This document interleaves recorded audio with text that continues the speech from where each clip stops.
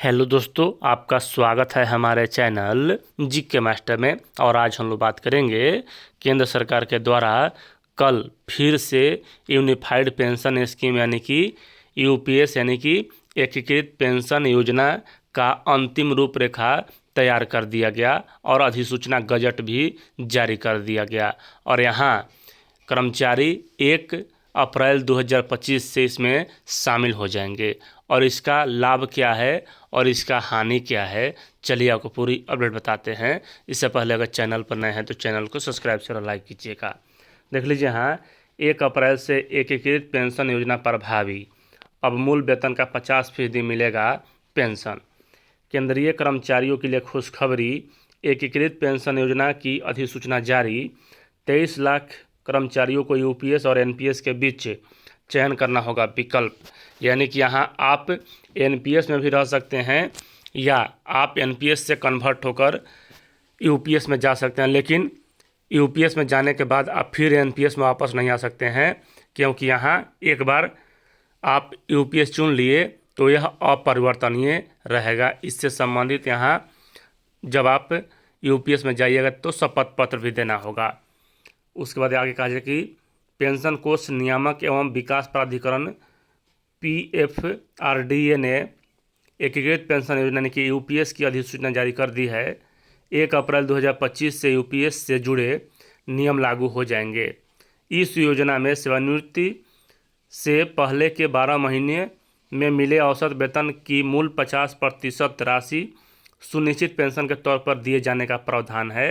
यानी कि आपका अंतिम 12 महीने का मूल वेतन कितना है उस पर 50% पेंशन दिया जाएगा। मान लीजिए कि यहाँ अंतिम 1 साल का 12 महीनों का जो औसत मूल वेतन है 50,000 है तो 25,000 पेंशन दिया जाएगा। योजना के तहत केंद्र सरकार के 23 लाख कर्मचारियों को यूपीएस और एनपीएस के बीच चयन करने का विकल्प मिलेगा।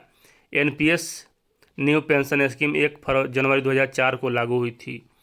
यह अधिसूचना राष्ट्रीय पेंशन प्रणाली एनपीएस के तहत आने वाले केंद्रीय कर्मचारियों के लिए 24 जनवरी को जारी एकीकृत पेंशन योजना की घोषणा से जुड़ी है। अधिसूचित नियम के तहत 1 अप्रैल 2025 तक सेवा में मौजूद केंद्र सरकार के एनपीएस में आने वाले कर्मचारी और केंद्र सरकार की सेवाओं में इस तारीख को या इसके बाद भर्ती होने वाले कर्मचारी समेत अन्य कर्मचारी नामांकन कर सकेंगे। यानी कि यहाँ 1 अप्रैल 2025 से जो ज्वाइन करेंगे वह भी इस योजना का लाभ ले सकेंगे और यहाँ जो पहले से हैं वह भी इसका लाभ ले सकेंगे। केंद्रीय कर्मचारियों की इन सभी श्रेणियों के लिए नामांकन और दावा आवेदन 1 अप्रैल से ऑनलाइन उपलब्ध होंगे। कर्मचारियों के पास आवेदन को भौतिक रूप से जमा करने का भी विकल्प होगा। अधिसूचना के मुताबिक कर्मचारी को सेवा से हटाए जाने या बर्खास्त किए जाने या इस्तीफा के मामले में एकीकृत पेंशन या सुनिश्चित भुगतान का विकल्प उपलब्ध नहीं होगा। यानी कि यहाँ अगर कोई कर्मचारी सेवा से हटाया जाता है, बर्खास्त होता है या इस्तीफा देता है तो यह पेंशन योजना का लाभ नहीं ले पाएगा। उसके बाद 25 वर्षों की न्यूनतम सेवा जरूरी। अधिसूचना के मुताबिक पूर्ण सुनिश्चित भुगतान की दर 25 वर्षों की न्यूनतम योग्यता सेवा के अधीन होगी और पेंशन की राशि सेवानिवृत्ति से तुरंत पहले के 12 महीने का मूल औसत वेतन 50% होगा। केंद्रीय कर्मियों के लिए 3 तरह की पेंशन। सबसे पहले यहाँ ओपीएस यानी कि ओल्ड पेंशन स्कीम, पुरानी पेंशन प्रणाली जनवरी 2004 से पहले सेवा में आ चुके कर्मियों पर लागू होती है। इसमें कर्मचारियों को सेवानिवृत्ति वाले महीने में मिले मूल वेतन का 50% प्रतिमाह वेतन मिलता है। एनपीएस में क्या था, मतलब क्या है, 1 जनवरी 2004 या उसके बाद सेवा में आए कर्मियों के लिए यह योजना अनिवार्य थी। इसमें कर्मचारी मूल वेतन का 10% जबकि केंद्र सरकार 14% योगदान करते थे। इससे जुड़े धन में सेवानिवृत्ति के बाद पेंशन मिलती थी। यूपीएस एनपीएस के बढ़ते विरोध के कारण केंद्र सरकार ने 24 अगस्त 2024 का यूपीएस को मंजूरी दी। यह भी कर्मचारी व केंद्र सरकार के अंशदान में से संचालित होगी।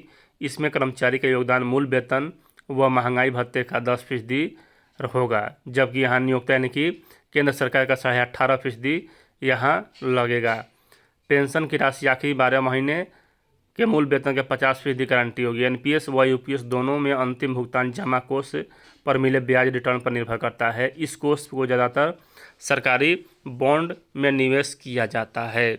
यानी कि यहाँ आप इसके लिए स्वतंत्र हैं और सभी कर्मचारियों का मांग है कि उन्हें यूपीएस मतलब ओपीएस मिले। तो यहाँ देख सकते हैं कि केंद्रीय कर्मी 1 अप्रैल से चुन सकेंगे नए विकल्प और यहाँ अंतिम 12 महीनों का औसत मूल वेतन का 50% होगी पेंशन 1 अप्रैल से लागू किया जाएगा और 1 अप्रैल से नामांकन और दवा फॉर्म आपको भरना होगा। उसके बाद केंद्रीय सुविधा केंद्रीय कर्मी 1 अप्रैल से नई पेंशन योजना चुन सकेंगे। यूपीएस में यहाँ देख सकते हैं सरकार 10,000 रुपये की न्यूनतम गारंटी शुदा पेंशन देगी और यहाँ एनपीएस में क्या है तो सुनिश्चित पेंशन राशि नहीं, यह निवेश योजनाओं पर निर्भर है। अंतिम 12 महीनों का 50% राशि यहाँ पेंशन मिलेगा और सेवानिवृत्ति पर 40% और यहाँ प्लान खरीदना होगा तो होता है।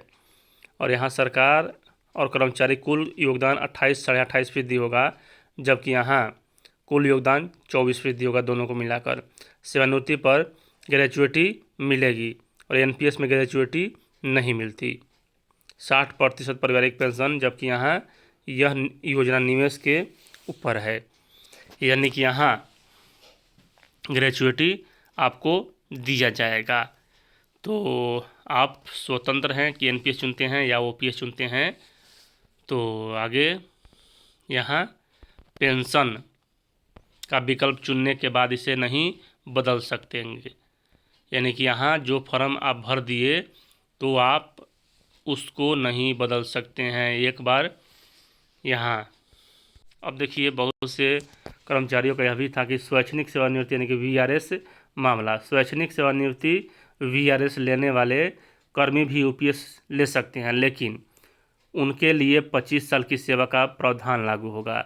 मतलब यह है कि उन्हें 60 साल की उम्र तक पूरी होने का इंतज़ार करना होगा।